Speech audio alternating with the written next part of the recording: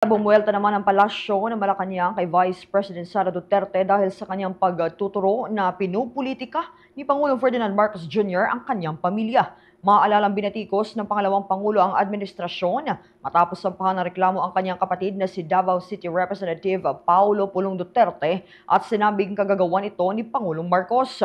Ayon kay Malacanang Press Officer Undersecretary Claire Castro, hindi na nag-level up si Vice President Duterte sa kanyang diskurso na puro palusot tulad ng huling pahayag ng Vice Presidente na ang reklamo laban sa kapatid ay parte umano ng political attacks ng administrasyon.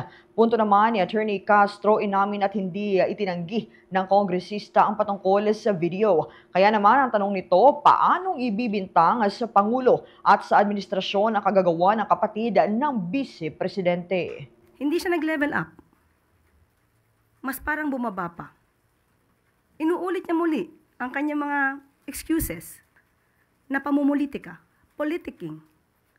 Kung ito ay patungkol sa inyong kapatid, sinabi niya po sa interview, hindi pa niya nakakausap si Congressman Pulong Duterte.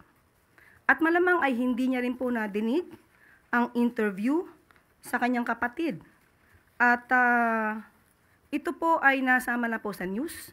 At Dagdag pa ni Castro, alam ni Congressman Pulong ang batas at ang kanyang mga obligasyon bilang public servant kaya dapat sagutin ito ang reklamo laban sa kanya.